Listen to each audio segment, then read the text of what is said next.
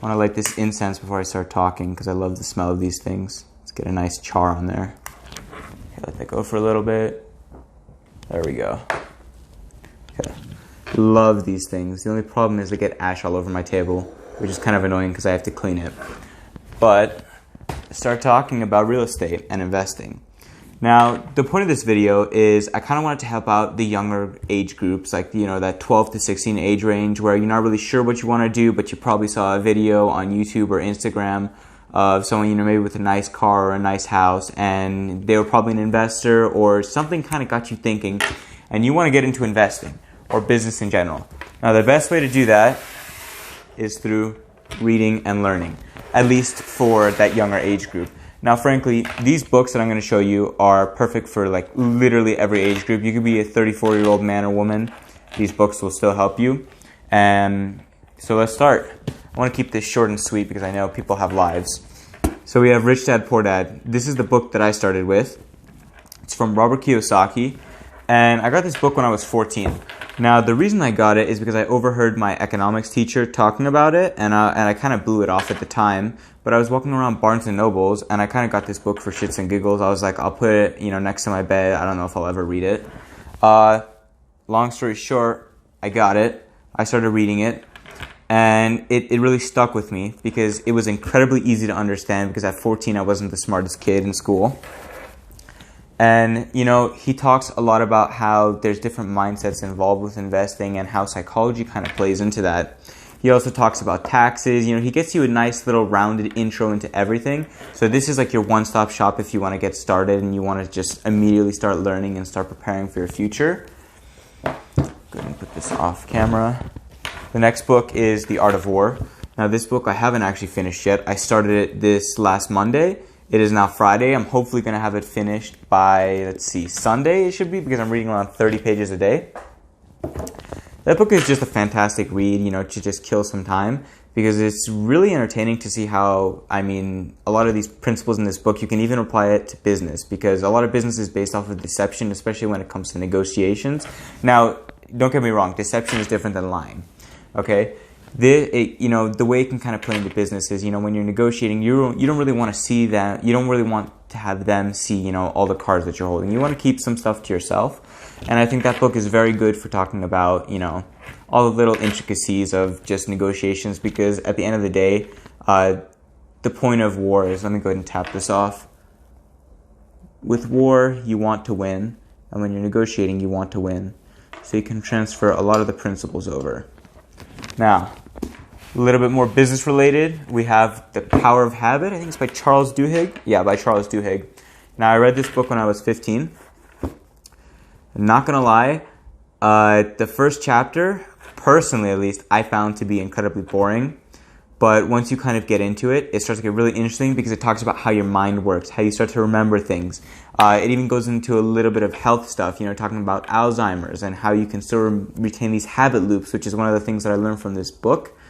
And the benefit of this is if you want to get into investing in business, a lot of it is you're going to have to push yourself forward. You're going to need to motivate yourself and you're going to need to be disciplined. And the best way to do that is through creating these habits. So definitely would pick this up. Next one, let's see, which one do I want to go with? Let's go with the charisma myth, because I haven't seen a lot of people talk about this. Now, this book is by Olivia Fox, and it was actually recommended to me by my broker at Kenneth James Realty. Everyone in our brokerage has read this book because we kind of take on a new book every month. And this is one of those. So as you can probably tell, this book is destroyed. It's water damage. You can hear it. It's all crunchy. I don't know if you can hear that. But, actually, I want to say what happened to this book. I was in my backyard and I was reading while I was in my pool, which is stupid, I know, but it's hot in AZ. And I did not want to sit outside and get sweaty.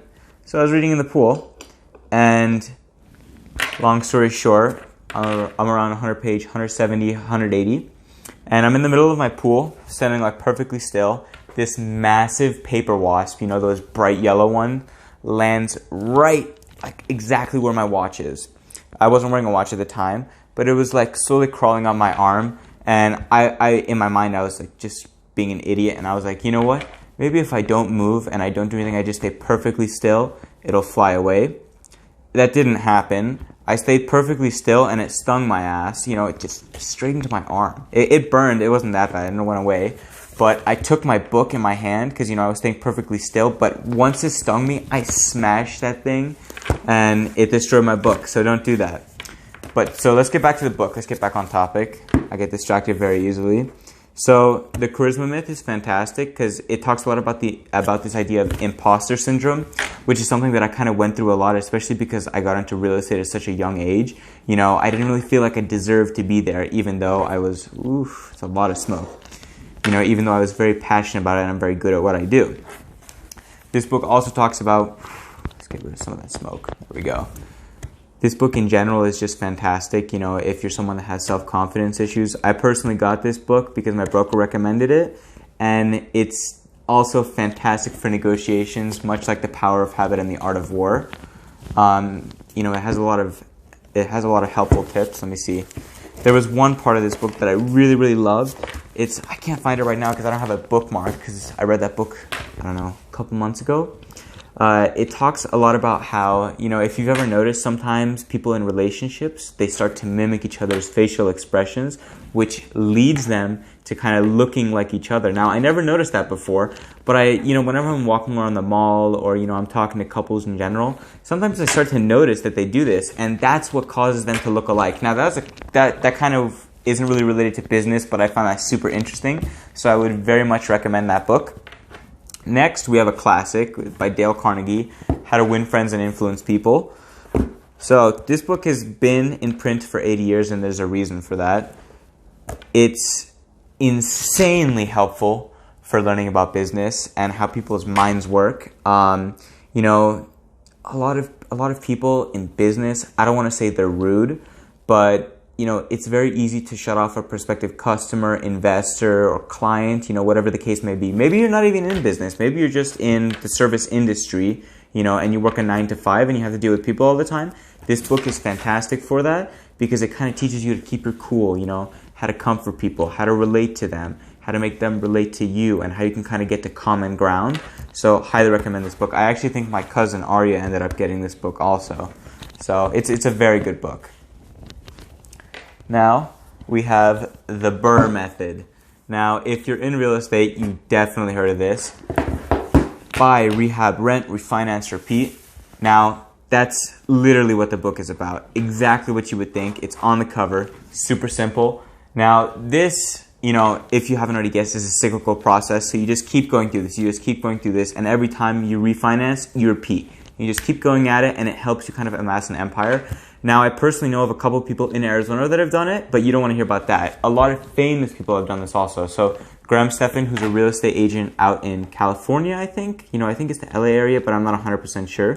I'm pretty sure that he follows this exact thing, and he's made a ton of money, and I have a lot of friends that have made a lot of money off of this because it's a very tried and true method, and you really can't mess it up. You get a good agent. You get a good loan officer. Get a good insurance guy, you just keep refinancing, you keep going, you become friends with a contractor, you got money in the bag. Very, very good book.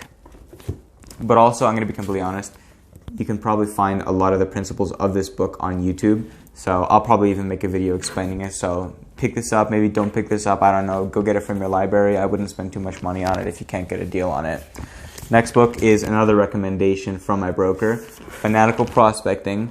Now, this is very targeted towards people that are going to be doing on-the-phone sales or in business. This has aspects that apply to normal everyday life, but it's very targeted toward those people that are going to be doing on-the-phone sales, you know, cold calling, door knocking. Now, this book is very interesting. You can see I've lent it out to somebody. It's a bookmark in it still. This book is very interesting because it kind of pulls out a lot of the hypocrisy in sales, you know, that stereotypical agent or, I don't know, phone salesman that's trying to sell a product. And, you know, they say, you know, they're working so hard. They're making calls, but in reality they're not. And it's not afraid to call people out on that. You read this book, you're in sales, this book will help you out a shit ton. I'm not kidding. You know, even if you're a kid, read this book. It'll help you with your first job a ton. I don't know if I already said this, but I'm going to link all of these books in the description to Amazon. I'm not making any money off of this. I just want to go ahead and help people out. because frankly, I mean, I would honestly love that, because if someone could do this for me when I was younger, I would have loved it and I would have appreciated it so much. So I figured I could kind of pass that forward. Go ahead and tap this off one more time. It's all over my desk. I hate that. Okay. So this next book is a recommendation from my friend David Mangiapane. He works at CMG Financial and he's partnered with our brokerage at Kenneth James Realty. Now, it is High Trust Selling. This book is very, I mean, I would say that book applies to more, not as much of that 12 to 16 age group, but maybe those people that are in their first job. And even though it's about high trust selling, I feel like you can take a lot of the principles in the book and apply it to your day-to-day life. Like, even if you work at Target, Walmart, whatever, you're a doctor, anything, you can take the principles from this book, which a lot of it is making time for yourself and being more efficient, making yourself basically a product that's more in demand by not being something, by basically providing a huge amount of value to people. Again, highly recommend the book. Thank you to my friend David for recommending that. And the last book, this is maybe after you've kind of gone through those books and you just need something to kind of kick back on while you're in the sauna. Loopholes of Real Estate. Now, this is also it's a foreword by Robert Kiyosaki, but this is kind of one of those Rich Dad Advisor books. It falls into that Rich Dad, Poor Dad series.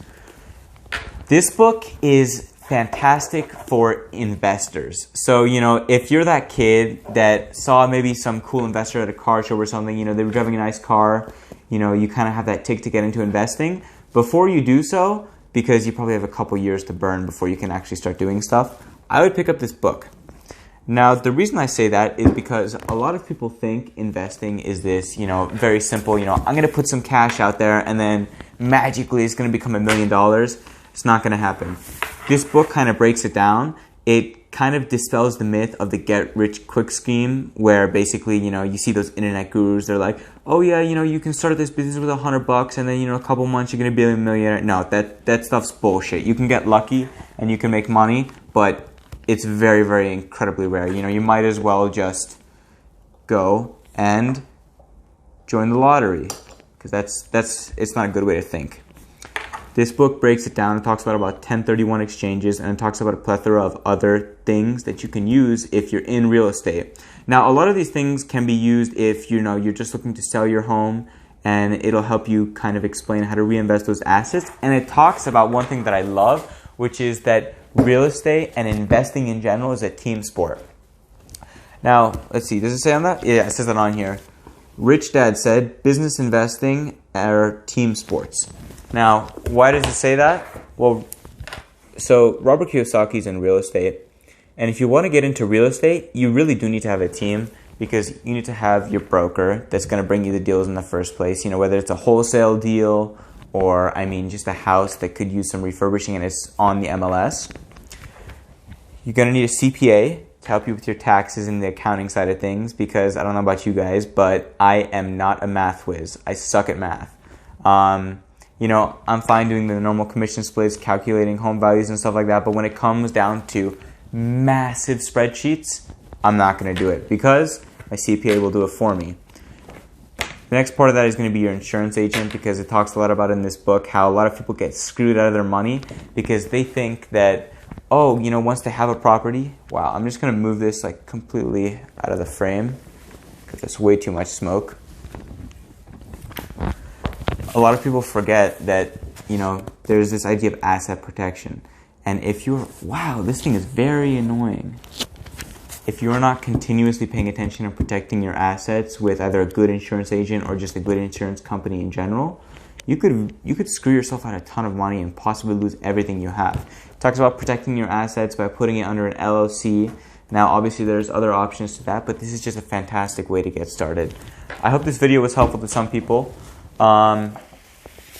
As always, you guys can follow me on Instagram or reach out to me. I have everything linked in the little comment section or the description of the video. It's just a side view of the books. Highly recommend picking them all up and picking through them. But anyways, peace out, guys. Thank you for watching the video. Please like and subscribe.